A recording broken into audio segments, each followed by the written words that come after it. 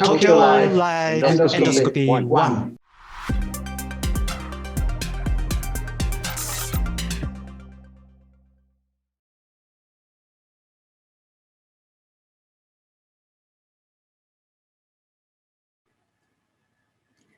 Dear colleagues, now we'd like to start the session, Treatment Strategies for Colorectal Neoplasia. I'm Kashida from Kida University, Osaka, Japan. I would like to thank Professor Inoue for inviting me to moderate the session. First of all, it's my great honor to introduce our commentator, Professor Michael Book of the University of Sydney. He is a world-renowned endoscopist, past chairman of Australian Gastrointestinal Endoscopy Association, and now director of gastrointestinal endoscopy at Westmead Hospital. He has invented, pioneered, developed, and established key techniques in advanced therapeutic endoscopy. Michael, it's nice to have you today. Now, let me introduce our first speaker, Dr. Yoji Takeuchi, Deputy Director of Department of Gastrointestinal Oncology, Osaka International Cancer Institute. He has been very active in promoting new endoscopic techniques. He received many awards, including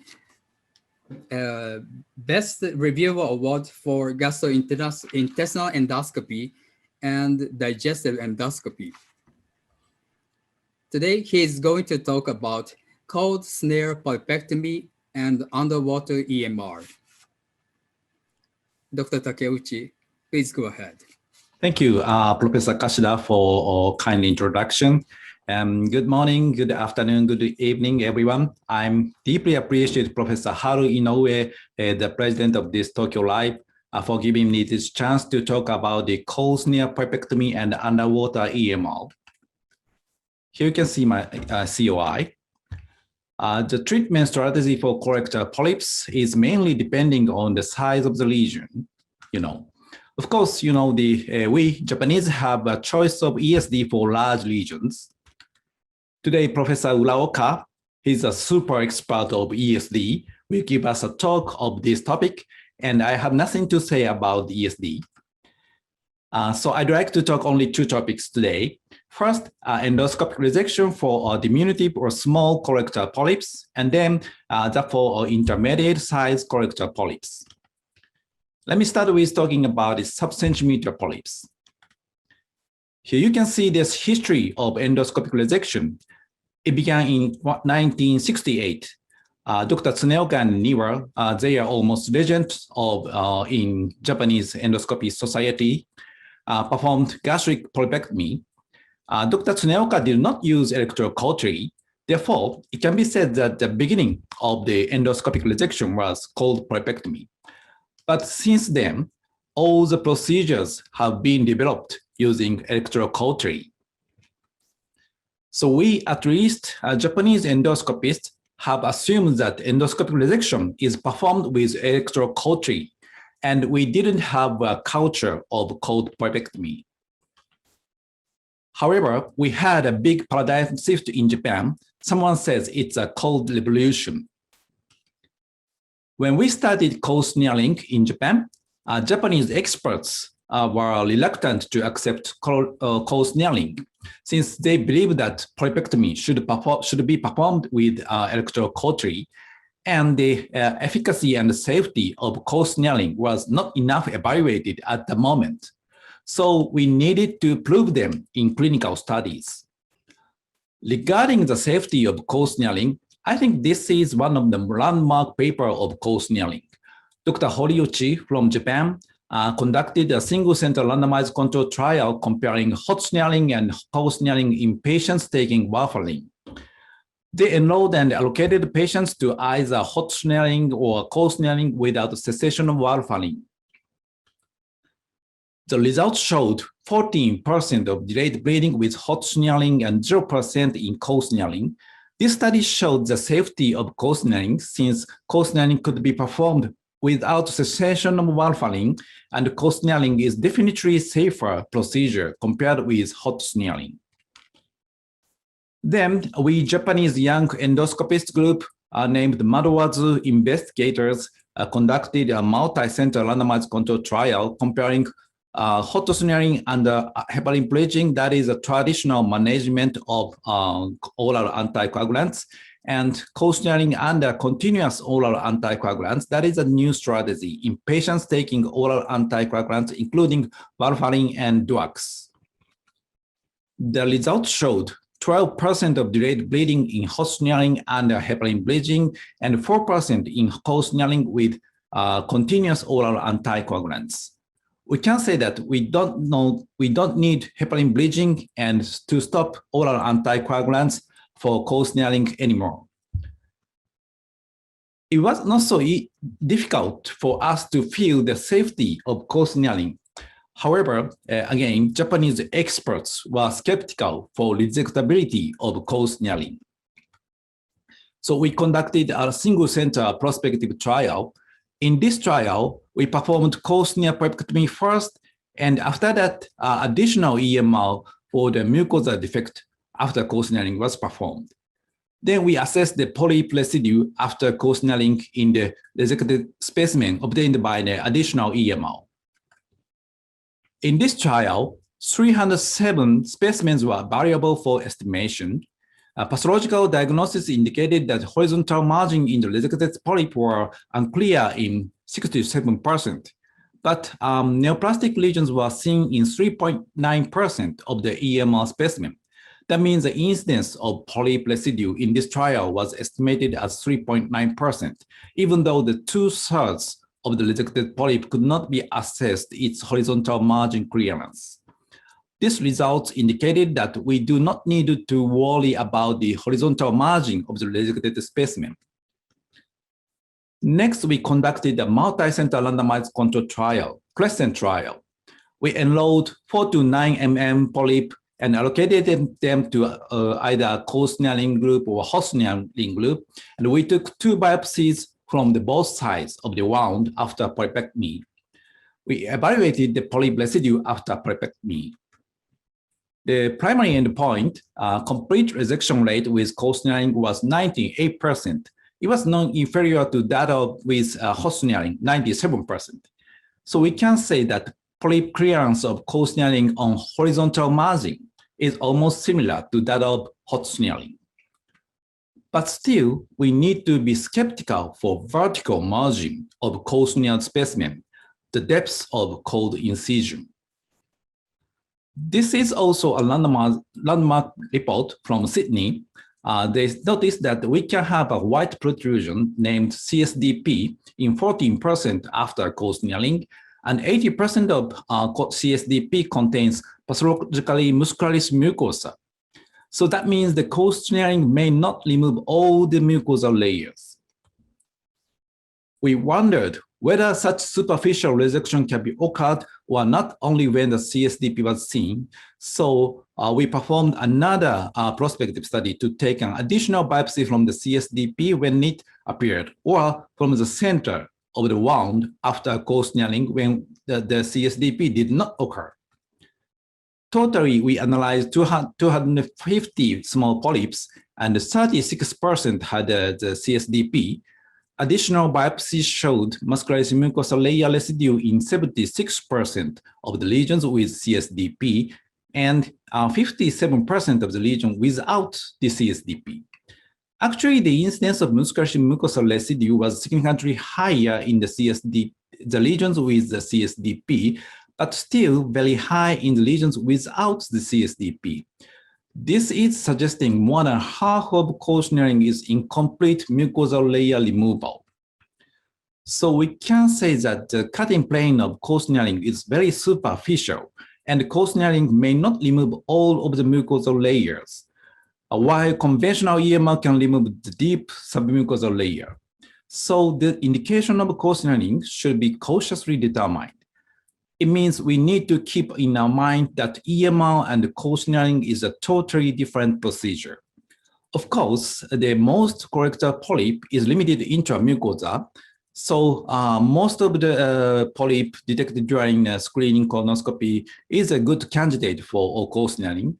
But however, high-grade dysplasia can occasionally harbor intramucosal invasion. So if we remove high-grade dysplasia with co-snelling, we can have residual dysplastic tissue in the wound after co-snelling. So the Japanese guideline is still a little bit conservative for its indication on co-snelling. When we consider high-grade dysplasia, the lesion size is also crucial. The slide shows the relationship between the adenoma size and incidence of high-grade dysplasia reported by Dr. Sakamoto from National Cancer Center Hospital, Tokyo. When the adenoma is larger than 10 mm, the incidence of high-grade dysplasia is significantly high, so we should exclude the adenoma larger than 10 mm from the indication of co-snelling. Recently, we have several articles reporting the efficacy of co-snelling for lesions larger than 10 mm. This systematic review concluded that the results were excellent in terms of post-polypectomy bleeding, complete resection, and residual polyp rates. However, the incidence of recurrent rates of adenoma, large adenoma, is quite higher than that of large SSL. And it is generally known that the incidence of high-grade dysplasia in a large SSL is less frequent than a large adenoma. Therefore, a large SSL can be a possible candidate for co-snelling in the future, and a future large prospective study would warrant its relevancy. So we think co-snelling is not suitable for intermediate size polyps larger than 10 mm colorectal adenoma so far, and we should perform another procedure. Traditionally, injection-assisted EMR has been a standard procedure for such lesion, but these days, in our institute, we believe underwater EMR can be a future standard procedure for intermediate size polyp. Underwater EMR was originally reported by Kenneth Bimmerer from United States. When we perform conventional EMR under the gas, usually CO2, submucosal injection was required, but submucosal injection is often difficult to make a good protrusion and often make the protrusion flat. Then snelling becomes difficult and resulted in an incomplete resection. On the other hand, under the water, the conic wall is collapsed and the lesion seems like floating in the water. Then it is easy to snare the lesion. Here, let me show you the movie of my underwater EMR. You can see about 25 mm size protruding polyp in the sigmoid column. When I perform underwater EMR, I prefer to observe it with narrowband imaging because it shows the polyp boundary more clear. After enough insufflation of water, I snare the lesion without submucosal injection.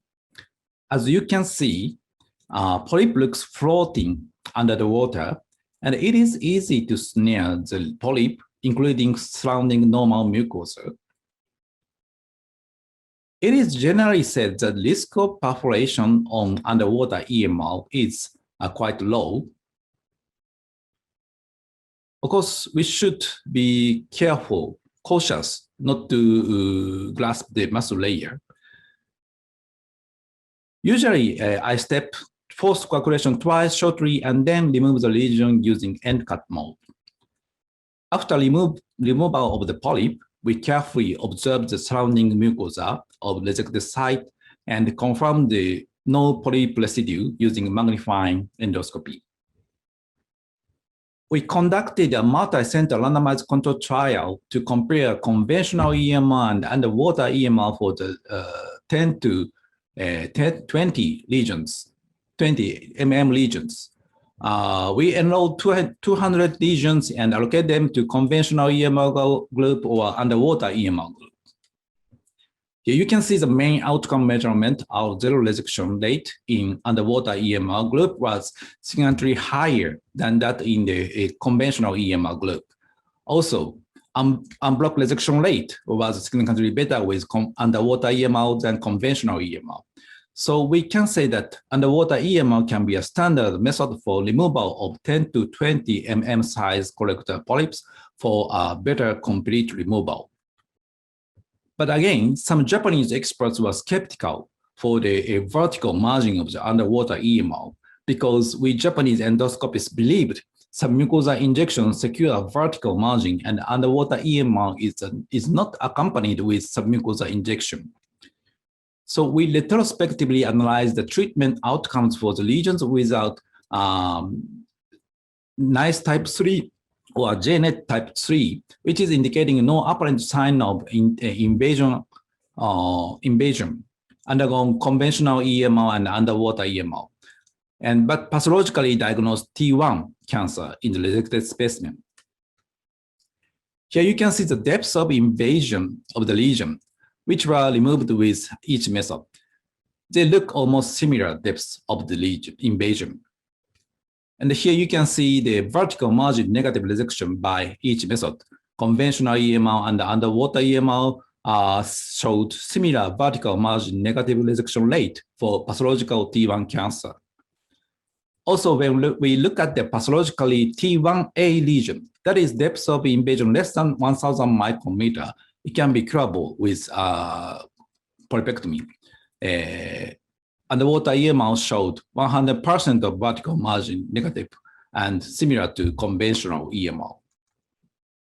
So in a hospital, based on this evidence, sub-centimeter polyps are a good candidate for cold smear polypectomy, and the intermediate size colorectal polyps are good candidate for underwater EMR. This is my conclusion. Thank you for your kind attention. Thank you so much. Thank you, Dr. Takeuchi, for a nice presentation. Michael, may we have some comments from you first?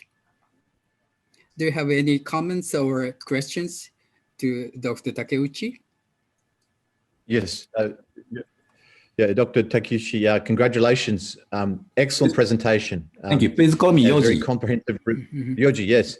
Excellent presentation and a very comprehensive review of the state-of-the-art underwater EMR and also cold snare polypectomy.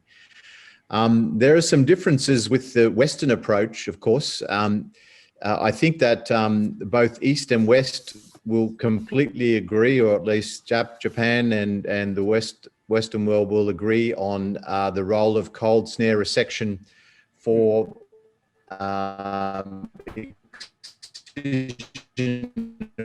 lesions 10 millimeter or less.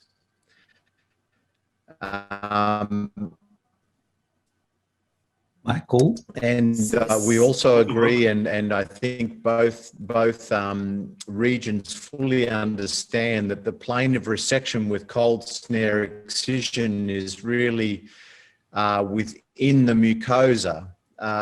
We take the mucosa, we take the epithelium, the lamina propria, but we leave behind, which is what appears as the cold snare protrusion. Can you follow me? And I think you demonstrated in that study that you performed that the biopsy there demonstrates, it often demonstrates residual epithelial elements, which is, well, mucosal elements, which is mainly the muscularis mucosa, I think is the bunched up cold snare protrusion. Do you want to comment on the difference between East and West? High-grade dysplasia is not so common in lesions between 10 and 20 millimeter, but the data, the Japanese data that you presented suggests it's around 30% or high 20s. But in the West, it's probably, maybe 5%, something like that, much lower for lesions between 10 and 20 millimeter. See. So can we understand that you don't care if the muscular mucosa is left or not during the cold polypectomy? Yeah, we know for sure that it is left. That as Yoji demonstrated in the slide, the nice graphic, the plane of excision is is in the mucosa. So the muscularis mucosa remains, but the epithelium and the lamina propria are taken. And for small lesions, it doesn't matter. And it doesn't matter if there's not high-grade dysplasia. And I think in the West, increasingly we do cold snare polypectomy for lesions between 10 and 20 millimeter, where here Yoji's recommending that we do underwater or some other technique because of the risk of high-grade dysplasia being around 30%. But in the West, we think the risk of high-grade dysplasia is much lower than that, maybe of the order of 5%, 3 to 5%, I think. But the problem is, if the vertical margin is uncertain for high-grade dysplasia, what will you do? Just follow up the case, or perform some additional resection or something? A good question. So maybe Yoji could comment, but Yoji, do you want to comment what you would do?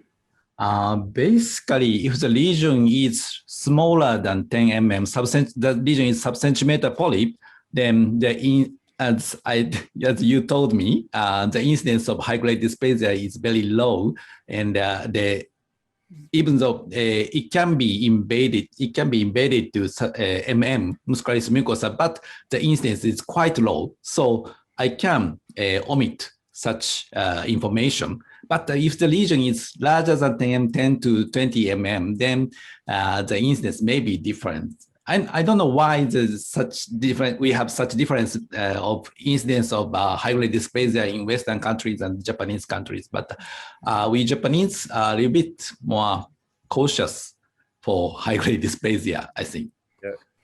Yeah, I think it's an inter-observer disagreement. The Japanese histopathologist upstages and the Western histopathologist downstages the cytological findings, because it's a diagnosis based on cytology, really, the morphology of the individual cells, because there's no disruption to the overall pattern in general when the disease is limited to the mucosa. So anyway, the other interesting thing is that with the underwater EMR, the R0 rate was still quite low, not so good, only 70%, I think you said, or 70 or 80%.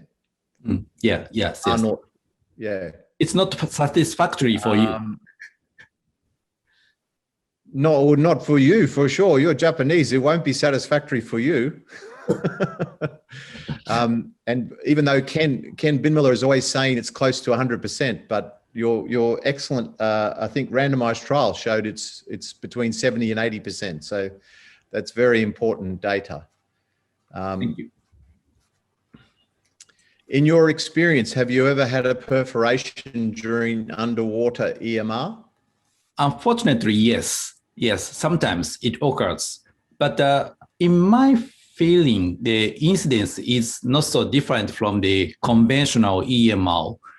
And even if we have a perforation, the hole, its perforation site is shrinked and easy to clip endoscopically. So even if we have a perforation with underwater EMR, it can be cured. Managed, yes, managed. And conservatively. Do you see a target sign, or do you see actually a hole and fluid escaping into the peritoneum? Sometimes it can occur, yeah. So it can happen for a large lesion. When I do underwater EMR for large lesion, in my feeling, we have higher incidence of perforation. So when I do underwater EMR for large lesion, I always prepare endoclip besides me. Yeah. Any questions, Toshio?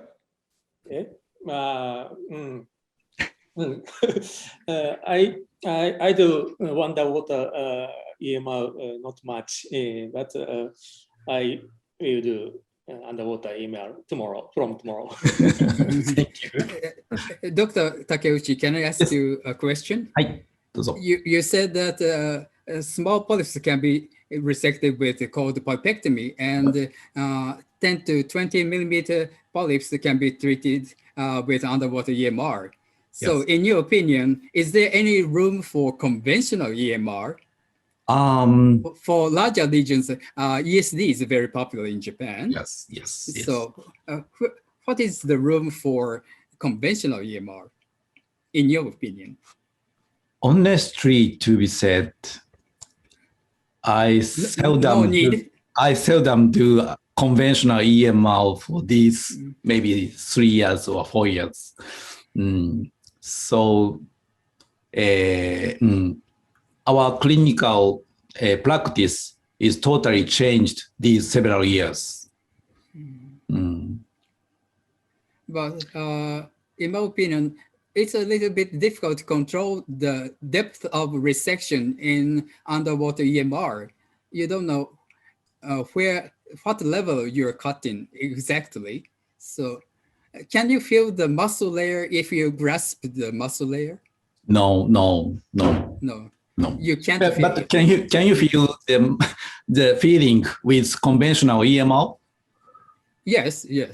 So it's hard to cut. So you can, yeah, for sure. Yeah. I believe so too. Definitely, in my view. And you can always release and recapture. Can I pick up, if you have a fluid leak, Yoji, if you have a fluid leak after underwater EMR and you clip it up quickly, how does the patient recover? Is the patient still okay, or do they get peritonitis, or?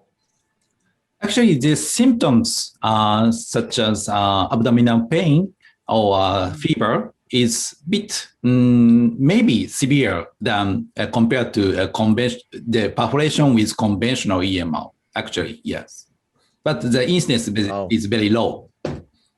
Yeah, but still, I encourage you to publish an experience of perforation after underwater EMR, because that data is not known, how the patient recovers and so on, and it would be very helpful for all of us to know that. The last point I'd like to make is we already published a big experience of cold snare polypectomy for serrated lesions. There was the one study which was with Tutucci, and then we also did a study from Westmead based on the ACE data with, I think, 400, 500 hot and maybe 200 cold for serrated lesions 20 millimeter or greater, mean size around 30, 35, and no complications in the cold group, no bleeding, no perforation, and recurrence at 6 months was around 3 and 4%. And then at 18 months, recurrence was between 1 and 2% for both groups. So no difference. So we already established that cold snare polypectomy should be the standard of care for large serrated lesions. I think now that was published in Gut last year. So the reference is Van Hattem, and my name is on it, Burke, senior author. So I don't think any doubt about that. It's good to do an RCT, but we don't need one. Can I understand this? Even piecemeal cold snare polypectomy is acceptable for SSL? Yes, for large serrated lesions, because they rarely contain dysplasia. Of course, you need to check the lesion very carefully for dysplasia, and you can make that diagnosis endoscopically. And if there's no dysplasia, then large serrated lesions can be treated by piecemeal cold snare polypectomy very effectively. You can resect wide areas, go very large defect. We sometimes do full circumference, very safe. But you should observe the lesion very carefully before resection. Maybe. Yes. You should. There can be a small site of dysplasia. Yes. Of course, dysplasia is uncommon, but you need to check carefully. But also the advantage of cold snare polypectomy is it's very, very effective and fast for patients with serrated polyposis. So you can remove many lesions and the patient can still go home same day. Maybe we need to discuss more, but because of the time, We move on. can I move on to the next lecture? Yes, please. Sorry. Thank you. Okay. Thank you, Dr. Takeuchi, for your nice presentation. My pleasure. Let me move on to the next lecture. The second speaker is Professor Toshio Uraoka, professor in Department of Gastroenterology and Hepatology, Gunma University Graduate School of Medicine. He has been engaged in diagnostic and therapeutic endoscopy for early stage gastrointestinal neoplasia and has been developing new endoscopic techniques and devices. The title of his lecture is Current Status of Colorectal ESD in Japan. Professor Uraoka, would you share your slides with us? No? Okay, please go ahead. Can you see my slide? Okay. Yes. Okay. Thank you very much for kind introduction, Professor Kashida. Good afternoon and good morning, everyone. I'd like to thank Professor Inoue for inviting me to talk to you today. Today, I'm going to talk about current status of colorectal ESD on the treatment strategy for colorectal neoplasia in Japan. This slide shows my COI. The objective of this presentation is to introduce Japanese perspectives regarding endoscopic dissection in the colorectal. I have divided my presentation into two parts. First, I'll start with decision-making for treatment of colorectal lesion according to the morphological differentiation. Second, I'm going to talk about the potential for expanding indication of endoscopic dissection for T1 cancer in the colorectal. First of all, we have to propose an optimal treatment strategy for the target large epithelial tumor to patients. Among the options would be piecemeal, EMR, ESD, or laparoscopic surgery. RST are a good candidate for endoscopic dissection in general because the frequency of being invasive cancer is lower than for polypoid lesion of similar size. These are subtype classification of LSTs. LST granular type are divided into two groups according to nodule size and shape. Clinical pathological characteristics are different according to each subtype classification, and this subtype classification is used for decision making on the treatment strategy. Among subtypes, ST non-granular type is a good candidate for en bloc dissection due to its technical difficulty of removing en bloc with conventional EMR techniques and higher malignancy potential of submucosal invasion. In addition, it is difficult to predict submucosal penetration area prior to endoscopic dissection. This slide shows the decision-making algorithm of ESD from this guideline. The ESG states the ESD can be considered for the removal of colorectal lesion larger than 2 centimeters with highly suspicious of submucosal invasion based on two main criteria, non-granular or depressed morphologies.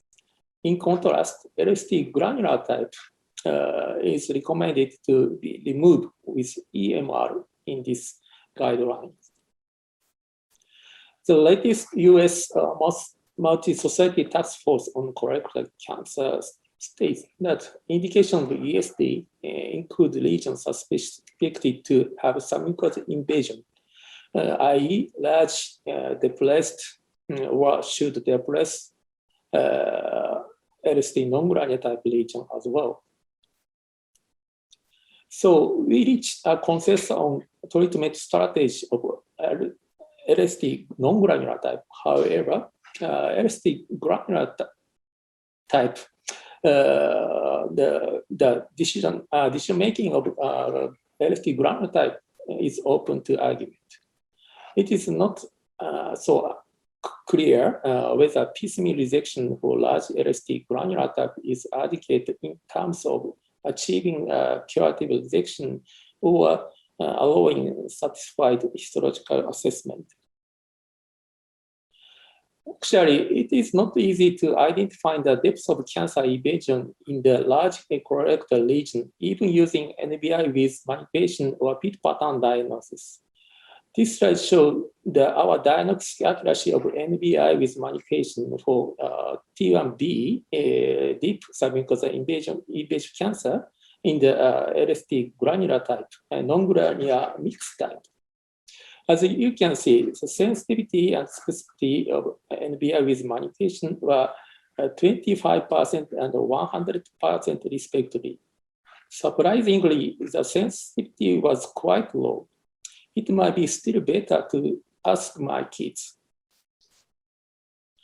This slide shows the rate of submucosal invasion according to LST subtype classification.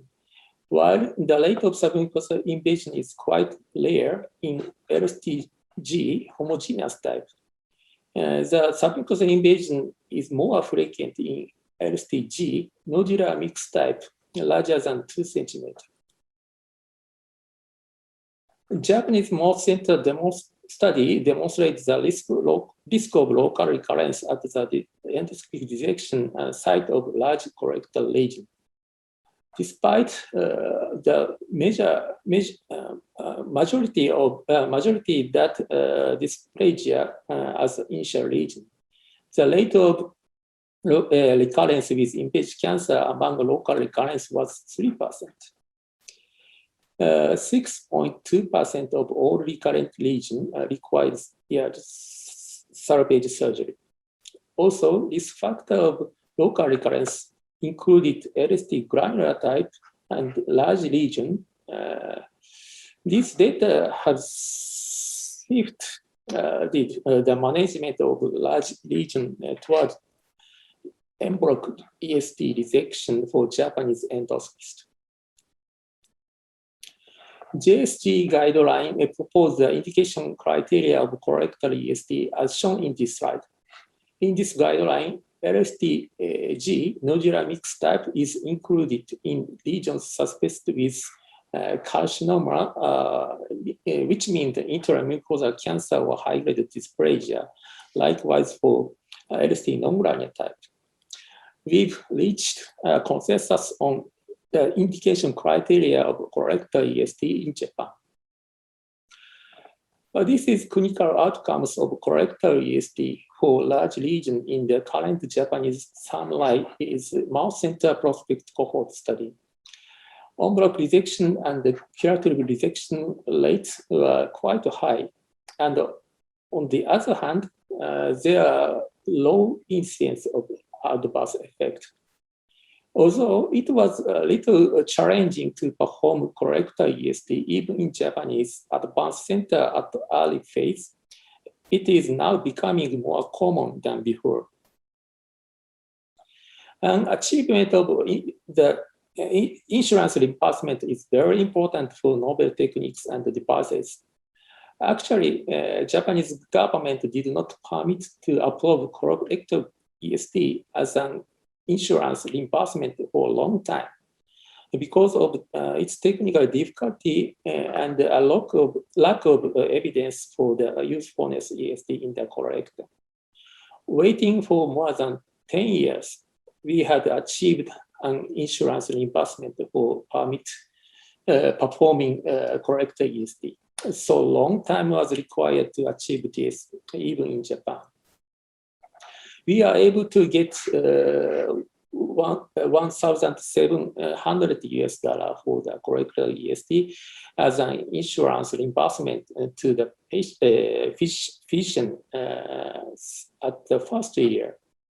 The insurance reimbursement to the physician is reviewed and updated every 2 years. However, there was no change in 2014 and 16. But in 2018, the insurance reimbursement has been improved to $2,000 this was good news for us. This is my summary slide for the first half. We suggest that LST granular type, nodular mixed type is a good candidate for en bloc resection, as well as LST non-granular type due to its difficulty of predicting submucosal invasion endoscopy and higher malignancy potential of submucosal invasion. In addition, ESA can reduce local recurrence, and experts like Japanese samurai can provide safe and fast ESD procedure for patients with large LST today. In contrast, AMR is acceptable for LSTG homogeneous type, even those that are large. Move on second half. Let's discuss about the potential for expanding indication of endoscopic dissection for T1B cancer.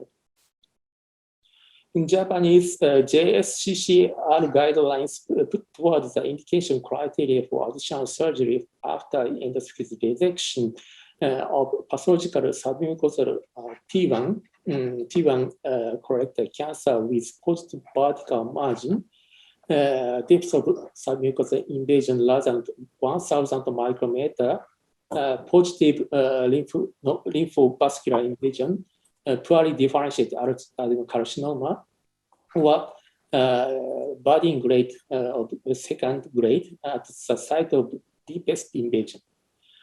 Pathological identification for any of these risk factors is considered as an indication of an additional surgical intervention.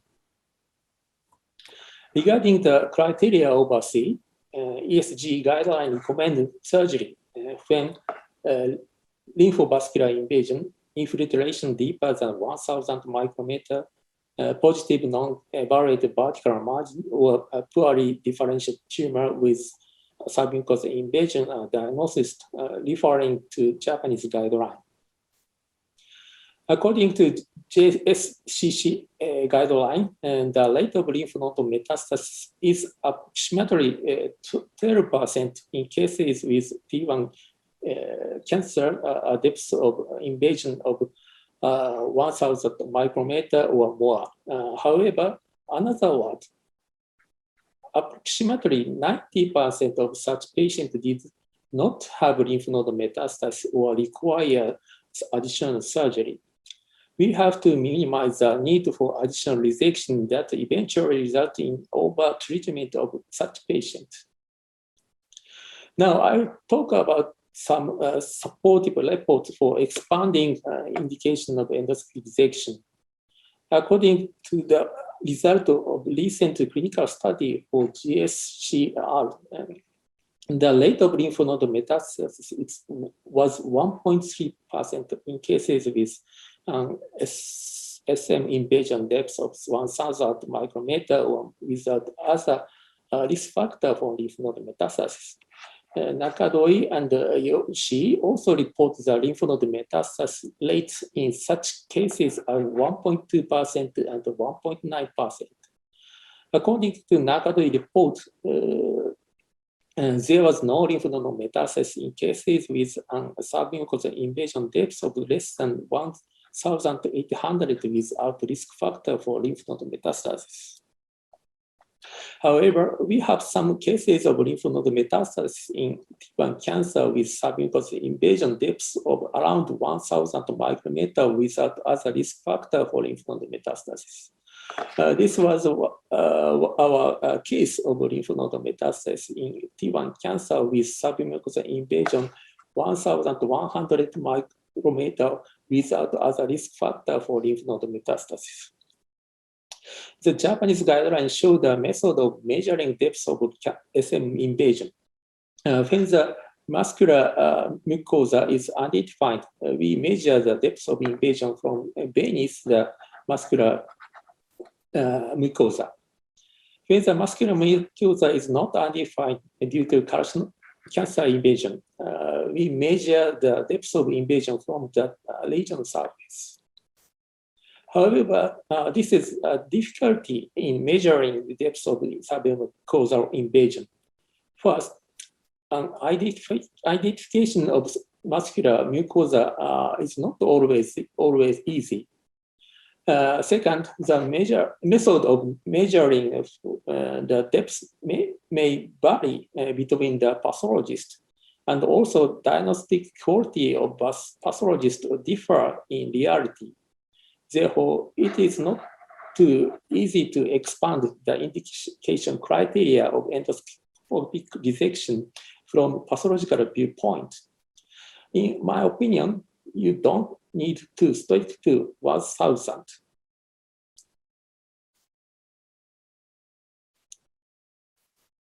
Ladies and gentlemen, this is the summary slide for second half. We may be able to expand the indication criteria of endoscopic dissection regarding depth of cancer invasion. However, further research are required to answer this clinical question.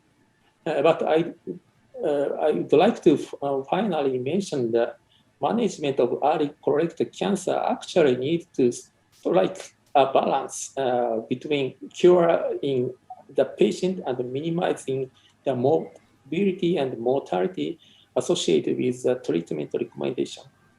ESD plays an important role in not only decision-making of early colorectal cancer, but also in diagnostic purpose, because this procedure can provide accurate histological assessment, including risk factor for lymph node metastasis in early colorectal cancers.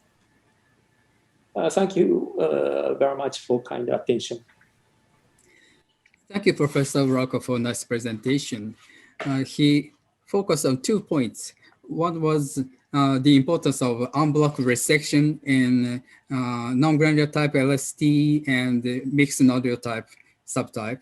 And another topic was expanding the indication of ESD to deeper lesions. Okay. Mike, can I have some comments or questions from you? Yeah, Tashio, thank you. Excellent lecture. I completely agree with most of your points. I think also this idea that ESD provides us with definitive tumor staging so that we can see exactly what the pathology is that we're dealing with, and it doesn't preclude or prohibit or inhibit or stop the role of any additional treatment. So any other treatment can still be offered, surgery, radiotherapy or whatever. So this is very, very important. And it's particularly important, I think, in the rectum where the risk of cancer, the large non-pedunculated polyp has about a 2-fold risk of cancer in the rectum as opposed to the proximal colon. So here, I think ESD is a very, very wise strategy because we want to have the full tumor out and be able to completely stage the tumor and then make a decision about additional treatment. Because in some patients, as you rightly point out, the treatment is more dangerous than the disease. So in patients over the age of 80 or those who are more comorbid, have more comorbidity, then they have a greater risk of having an adverse outcome with a low anterior resection or a proctectomy, and also very adverse impact on quality of life long term. Do you want to comment on it? Is there any differing approach in Japan, rectum versus more proximal colon? Thank you for good question and comment. In Japan, the difficulty of ESD between rectum and the colon is not so big different. Japanese expert can do ESD in both safely and effectively. But I understand the situation of Western countries. You can choose transanal surgical approach or TEM, or of course ESD and piecemeal resection. And I know the efficacy of radiotherapy in the rectum, combination with chemotherapy. Local excision. Yeah, local. Oh, yeah. Yes. So Yeah. I'm happy to agree my presentation opinion. But of course, I understand your situation. This is differ from Japanese situation. Thank you. So in Japan, we don't care if the lesion is located in the rectum or the colon. We don't care much about the location. So we do perform ESD for both rectum and colon too. Yes. Yep. In the West, because so today, right, we did five of these cases like you showed, and so time is a big factor. So we don't want to spend time doing ESD when EMR might be sufficient because it's so much faster. Yeah, but I understand. I also would make the point that I think any transanal surgical approach is a poor substitute for ESD. ESD is much better, is so much more precise, and you can do ESD anywhere, whereas TEM is limited in proximal extent and also at the anorectal junction. Michael, you are well-known super expert of wide field EMR for LSTs. But can I ask the current status of colorectal ESD in your country, in Australia? Yeah. So what is the current situation? Yeah. So at least at our center, we do ESD for colon, mainly left colon and rectum on Thursday mornings. We usually do 2 cases. But we do, coming back, looking at another way, now we do ESD for all Barrett's cancer, any intramucosal cancer. We do ESD for all squamous, and we do a lot of gastric ESD. So about 3-4 upper GI ESD at my center each week, and about 2 colorectal ESD, but mainly rectal. Because we don't see so many cancers, we don't see so many large polyps referred where we suspect cancer in the proximal colon. We tend not to see them. Maybe they end up having surgery, or we do lots of proximal colonic lesions, but most we don't worry there might be cancer. We look carefully and we publish papers. I mean, recently we published a study showing that in flat lesions, in a flat lesion, the sensitivity for detecting cancer is actually around 92%. 92% sensitivity and specificity 98%. So in flat lesions, endoscopic diagnosis is very accurate, at least at our center and the other centers in the ACE group in a Western population. So if you think it's not cancerous, it's not, if you're sure it's not invasive, you do piecemeal EMR. We do piecemeal EMR because with the snare tip technique, treating the margin, there's no risk of recurrence. It's very efficient, very effective. And we have in our database now with Australian colonic endoscopic resection, ACE database, 5,000 cases treated that way, 5,000. And the risk of late cancer might be, it's remote. I mean, maybe there's 1 or 2 cases out of the 5,000. So it's very, very effective, safe, and inexpensive. Professor Roca talked about the expanding the indication of ESD to T1 cancers, deeper T1 cancers. Excellent. In Australia, how would you treat such a lesion, T1 cancer? We treat by ESD. I think this is a great indication because, again, you can still make decisions afterwards. And particularly we have a subgroup where we know that this is, this is a T1B cancer, deep invasive cancer. But patient is older or, not suitable for surgery. We resect by ESD, particularly in the rectum. And sometimes we do intermuscular dissection, take the muscle layer, the circular layer, leave the longitudinal. So things like that. We do a lot of that sort of innovative work and then consider whether the patient should have radiotherapy later or not, and so on. And many patients do not want to be considered for a stoma. They would rather have local excision. Even if there is risk of lymph node metastasis, rather have local excision and adjuvant radiotherapy. So we get staging MR and then ESD, and then await histology and consider whether they should have additional treatment with radiotherapy. Oh, so your strategy is similar to our strategy too. Very much. Yeah, I think in all throughout the world, but Japan has led the way. But there is a strong move towards organ preservation, maintaining digestive continuity, and so where we can, we always aim to preserve organs. Dr. Takeuchi, do you have any comments or questions? I was surprised that I believe that Professor Michael Buck never accept ESD, but you are changing your mind and a little bit accepting ESD for rectal lesion, right? Yeah. I've been doing ESD for 10 years. So if you look at I didn't know live demonstration, I do many. So long time now. More than 10 years, actually, maybe 12.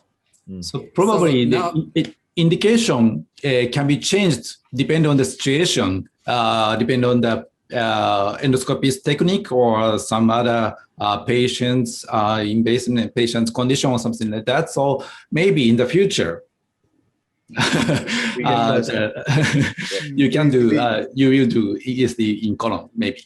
Yeah, we aim to adapt the treatment to the pathology. So if we suspect cancer, if there's a good reason, whether it's because bulky lesion, then we favor ESD. But bulky lesions in the right colon rarely have cancer. They don't tend to have cancer. So I think EMR is fine. I see. Yeah. Yep. So every technique is similar, called pulpectomy, underwater EMR, ESD.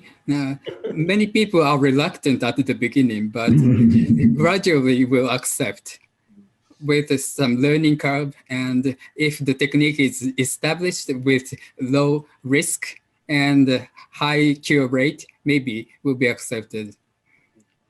But we are happy to hear that. good session. Yeah, yeah, I think so. We had good presentations and good discussions. So sorry, time is limited. So I would like to close this session now. Thank you, speakers, for wonderful lectures, and thank you, Professor Boak, for nice comments and nice questions. Thank you. Now, thank you very much. And thank you very much, audience, for listening to this session. Thank you. Thank you.